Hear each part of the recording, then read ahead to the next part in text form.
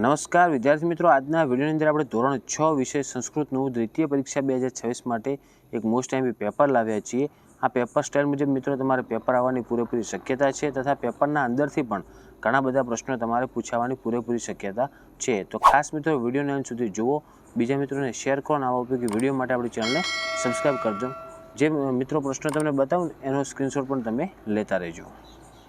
જો મિત્રો પહેલો પ્રશ્ન આપેલ છે 10 ગુણનો જે એકદમ ઇઝી છે અને 10 ગુણ તમારા રોકડા જ છે, કારણ કે 5 વાક્યો આપેલા હતા અને 5 વાક્યોનું ચિહ્ન સાથે જોડણીમાં કોઈ ભૂલ ન થાય એ રીતનું આપણે અનુલેખન કરવાનું હતું, મતલબ એના એ સેમ ટુ સેમ વાક્યો લખવાના હતા। બીજું છે એમાં તમારા કૌંસમાં આપેલા શબ્દો છે ને એનો ઉપયોગ કરીને ખાલી જગ્યા પૂરવાની હતી। જેમાં જુઓ પહેલું આપેલ છે મિત્રમ ખાલી જગ્યા ત્યજેત, તો મિત્રને શું ત્યજવું જોઈએ, અને તૃણામ આપેલ છે ને સ્નેહમ આપેલ છે તો એને તૃણામ જવાબ આવશે।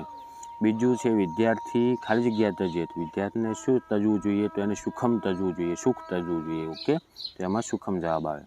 ત્રીજું છે ખાલી જગ્યા પરમો ધર્મ, તો એમાં આવશે અહિંસા પરમો ધર્મ।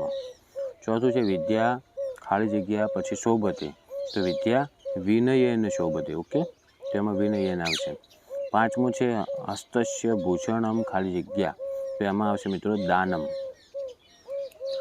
પછી બ આપેલો છે જેમાં તમારે વિકલ્પમાંથી યોગ્ય વિકલ્પ પસંદ કરવાનો હતો। પહેલું છે વિદ્યાલસ્ય આરંભ કતિ વાદને ભવતી, મતલબ શાળા કેટલા વાગે ચાલુ થાય, તો 11 વાગે થાય ને 11ને સંસ્કૃતમાં કહેવાશે એકાદશ વાદને, તો એમાં બ જવાબ આવે। બીજું છે સજ્જન કી ત્યજેત, સજ્જનને શું ત્યજવું જોઈએ તો ક્રોધમ આવશે। ત્રીજું છે કાકઃ કીદૃશ્ય, મતલબ કાકઃ કોણ છે તો એમાં કૃષ્ણ જવાબ આવશે। ચોથું છે કહ પુષ્પમ દદાતિ, તો એમાં આવશે વૃક્ષ।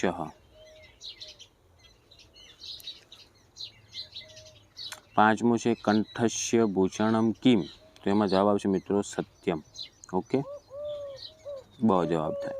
પછી ક આપેલો છે જેમાં તમારે પ્રશ્નોના જવાબ સંસ્કૃતમાં આપવાના હતા, જે તમારા પાઠ્યપુસ્તકના આધારિત છે, તો એમાં તમે મિત્રો કયા જવાબ લખ્યા છે જરૂરથી કોમેન્ટ કરજો, કારણ કે એનું સોલ્યુશન આપણને મળેલું નથી। ત્રીજો પ્રશ્ન છે જુઓ આપણે જે આગળ કે ચિત્ર જોઈને એને સંસ્કૃતમાં શું કહેવાય લખવાનું હતું। પહેલું આપેલ છે હોઠનું ચિત્ર, તો હોઠને કહેવાશે ઓષ્ઠઃ।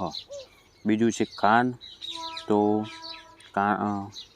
કાનને કહેવાશે મિત્રો કર્ણ, ઓકે, કર્ણસ્ય। ત્રીજું છે દાંત, તો દાંતને કહેવાશે મિત્રો દંતાહ। ચોથું છે હાથ, તો એને કહેવાશે હસ્તઃ। પાંચમું છે ચહેરો આપેલો છે, તો ચહેરાને કહેવાશે મિત્રો મુખમ। પછી બ આપેલો છે એમાં તમારે ચિત્ર જોઈને ક્રિયાપદનું નામ લખવાનું છે, ક્રિયા કઈ થાય છે, તો એમાં અહમ આપેલ છે ને તો કંદુકમ ક્ષિપતિ, મતલબ દડો ફેંકે છે, રેડી, કંદુકમ ક્ષિપતિ અથવા કંદુકમ તમે લખશો તો ચાલશે। બીજું છે પુસ્તક વાંચે છે, તો એનો મતલબ પુસ્તકમ પઠતી। ત્રીજું છે શાળાએ જાય છે, તો અહમ વિદ્યાલયમ ગચ્છતિ, અથવા એકલું તમે ગચ્છતિ લખ્યું છે જાય છે તો પણ ચાલશે। ચોથું છે લખે છે મતલબ લિખતી, અને પાંચમું છે ગાયરો છે ભાઈ, તો આવશે ગાયતી। ચોથો પ્રશ્ન આપેલો છે જેમાં તમારે શબ્દો જે ગુજરાતી છે એને સંસ્કૃતમાં શું કહેવાય લખવાનું હતું। તો પહેલું છે કપાળ, તો કપાળને મિત્રો સંસ્કૃતમાં કહેવાય લલાટમ। બીજું છે પાછળ, તો એને કહેવાય પૃષ્ઠતઃ। ત્રીજું છે કોયલ, તો કોયલને કહેવાશે મિત્રો પિકઃ। ચોથું છે ક્યાંથી, તો એનો જવાબ થશે મિત્રો કુત્રઃ। પાંચમું છે ચારિત્ર, તેનું થશે મિત્રો ચારિત્રમ। જો અમુક આપણે સોલ્યુશનમાં જવાબ ખોટા હોઈ શકે છે તો તમારે એની જગ્યાએ મને ખાલી એનો સાચો જવાબ જે થાય તમે કોમેન્ટ કરી શકો, ઓકે, કોમેન્ટ કરવાની જે સાચો જવાબ થતો એનો। બીજો છે જેમાં તમારે ગુજરાતી વાક્યોને સંસ્કૃતમાં ફેરવવાના હતા, જેમાં પહેલું છે હું મામાના ઘરે જાઉં છું, તો એનું સંસ્કૃતમાં અનુવાદ થશે મિત્રો અહમ માતુલસ્ય ગૃહમ ગચ્છામિ।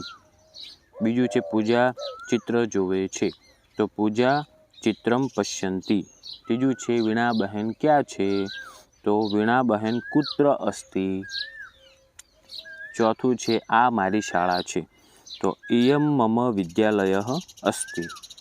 પછી પાંચમું છે હું જ્ઞાન આપું છું, તો એનું સંસ્કૃતમાં અનુવાદ થાય અહમ જ્ઞાનમ દદાતિ। પછી 5મો પ્રશ્ન છે, એમાં તમારે ચિત્ર જોઈને કૌંસમાં આપેલ શબ્દોનો ઉપયોગ કરી અને ખાલી જગ્યા પૂરવાની હતી. તો જુઓ, તમને એમાં મિત્રો પહેલું આપેલ છે, અનિલ કહે છે ભવતઃ રોપિત ખાલી જગ્યા અપી અસ્તિ વા. તો એમાં આવશે મિત્રો કદા, પહેલામાં આવશે કદા. બીજું છે આમ પશ્ય એશ વૃક્ષ, એમાં આવશે ત્રીજામાં ખાલી જગ્યા અસ્તિ. તો એમાં આવશે મિત્રો રોપિત. ઓકે, મયા રોપિત અથવા રોપિત લખશો તો પણ ચાલશે. ત્રીજું છે અનિલ કહે છે કે ઉત્તમમ તર્હિ ભવાન ગૃહમ ખાલી જગ્યા ગચ્છતિ. તો એમાં જવાબ આવશે ગૃહમ કદા, એટલે કદા આવશે એમાં. પછી ચોથું છે જે રાજીવવાળું વાક્ય આપેલ છે, અહમ સાયમ ખાલી જગ્યા વાદને ગૃહમ ગચ્છામિ. તો પચ આવશે એમાં. ઓકે, 5 વાગે. પછી છઠ્ઠું છે ભવતઃ વિદ્યાલય નનુ ખાલી જગ્યા અસ્તિ. તો સુંદર અસ્તિ. તો એમાં આવશે સુંદર.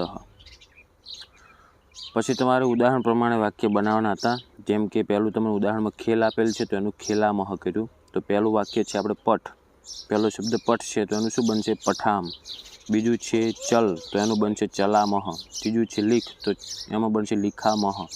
ચોથું છે ખાદ, તો એમાં બનશે ખાદામહ. અને 5મું છે પીબ, તો પીબામહ. આ એનું સાચું આપણે વ્યાકરણનો અનુવાદ કરેલ છે. પછી તમારે રેખાંકિત કરેલા શબ્દના કૌંસમાં આપેલ શબ્દનો ઉપયોગ કરીને વાક્ય બનાવવાના આવશે. તો ઉદાહરણમાં તમને લખેલું છે એ રીતનું તમારે બીજા વાક્યનું બનાવવાનું. જુઓ કે અહમ જલમ, પછી પીબામી છે, તો એની કૌંસમાં આપેલું હતું મિત્રો દુગ્ધમ. તો જ્યાં જલમ નીચેની રેખા કરેલી છે, તો આપણે અહીંયા જલમની જગ્યાએ લખવાનું હવે દુગ્ધમ. પણ જુઓ દુગ્ધમ છે ને એની જગ્યાએ દુગ્ધમની ઉપર ટપકું કર્યું. જે મ છે ને એનું ઉચ્ચારણ આપણે ઉપર ટપકું કરીને મ બોલાવ્યો છે દુગ્ધમ. તો ભૂલ ના થાય માટે દરેક વાક્યમાં તમારે આ રીતનું કરવાનું છે. તો પહેલું છે અહમ, એ તો એમને એમ રહેશે. પઠામી પણ એમનું એમ જ લખવાનું રહેશે. પણ જે પુસ્તકમ છે એની જગ્યાએ પત્રમ આપેલું છે, તો પત્ર અને મ નહીં લખવાનો, એની જગ્યાએ ઉપર ટપકું આવશે પત્રમ. બીજું છે ચિત્રમ, તો એની જગ્યાએ વિમાનમ લખવાનું છે, તો વિમાન અને આ મની જગ્યાએ ન ઉપર આવશે ટપકું વિમાનમ. ત્રીજું છે અહમ ભોજનમ ખાદામી, તો ભોજનની જગ્યાએ આવશે રોટી કામ. પણ રોટી કા પૂરું લખવાનું, પછી આ મર્યન જે અધૂરો એનું ઉપર કા ઉપર કરી નાખવાનું ટપકું, એટલે રોટી કામ.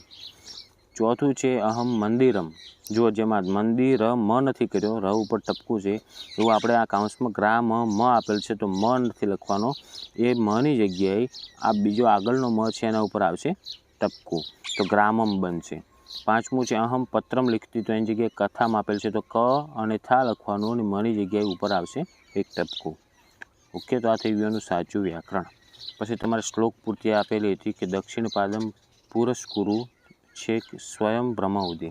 તો મિત્રો આ હતું આપણે ધોરણ 6 વિષય સંસ્કૃતનું મોસ્ટ એમપી પેપર અને એનું સોલ્યુશન. તો આશા રાખું છું મિત્રો કે વિડીયો તમને ઉપયોગી બન્યો હશે. તો વિડીયોને લાઇક કરો. આવા ઉપયોગી વિડીયો માટે આપણી ચેનલને સબસ્ક્રાઈબ કરી દેજો અને તમારા બીજા મિત્રોને પણ વિડીયો શેર કરજો. હવે મળીશું મિત્રો આપણે નેક્સ્ટ વિડીયોમાં. Thank you so much for watching my videos. Thank you so much.